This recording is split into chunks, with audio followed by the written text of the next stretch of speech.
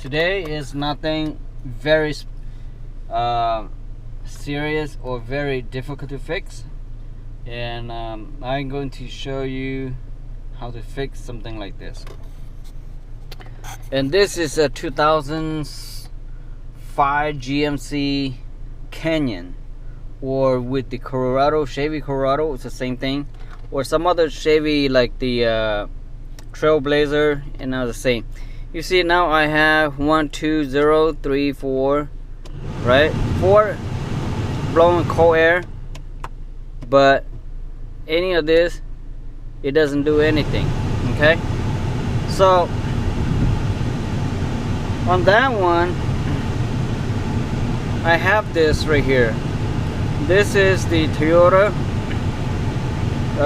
They call the blow motor resistor.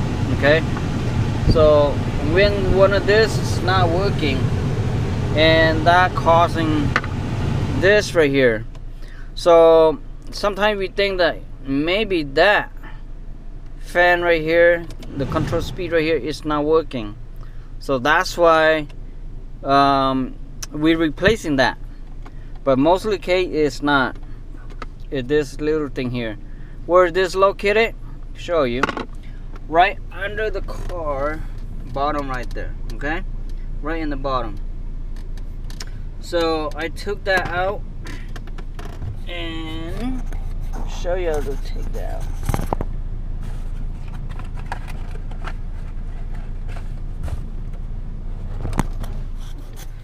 And on this car right here will be this one.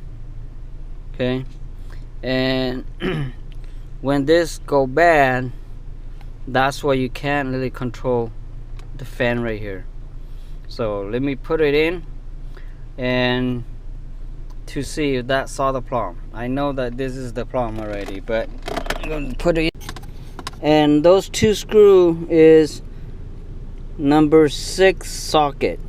Okay, I'm not sure in standard, but this is a metric, so metric is number 6. Okay, mostly case the fan blow motor resistor will be right here, which is under the passenger side seat. Okay, there's only 2 screw that holding this, and you can take this out and unplug from right here. Okay, it's hot, it's very hot, and you can see the crack. Okay, all this crack, and that's why it doesn't work on this. So let me put the new one. Mostly blow motor is under the passenger side and sitting right here. Okay, so now just plugging back up and done. Let's go test to see the fan work. Okay, now you can hear the fan a little bit, and then let me turn to 2. See that? So fan blow harder, and number 3 and harder. Number 4 is full blast. Okay, so something like this, when you don't know, then is struggle for you. But to have some very simple video like this to show you, and you can fix it at no cost to you, because only 2 screw and it easy fix. Something easy fix for you, so you can solve it yourself, saving some money. You don't have to go see your mechanic doctor to charging just for inspection. They already know the problem, but they say I need to inspect, maybe something mechanical or electrical, something wrong with this. So you know, that word is just saying that I'm going to charge you money additional to just fix a 2 screw.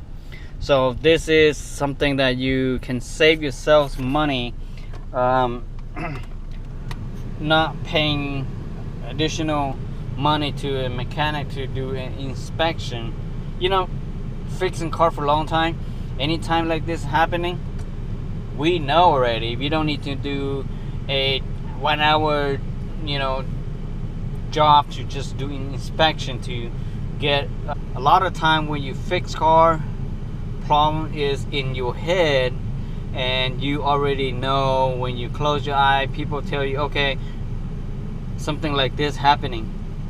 90%, I was at 80%. 90 is too much. 80% we already know what's the problem. But some people would say, I will charge you to diagnose to see what to make sure.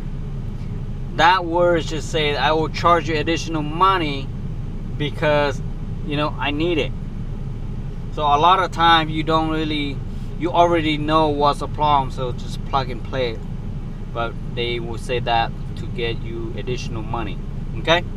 Now, simple like this, hey, it's not easy for somebody doesn't know, because electrical control is like, people will say electrical is difficult, you know. A lot of videos simple like this, a lot of videos that very difficult to do, you know. Like I just did a 2009 BMW 335i turbo swap, and I, you know, didn't record it because it take too much time. So, you know, anything like small like this, I will record it and put in there, so people like you that, you know, have no experience on electrical or automotive, you can fix yourself, because something is really simple, easy. All right, thank you for watching. Don't forget to subscribe and thumbs up. Bye bye now. Okay, this is 2007 Toyota Camry.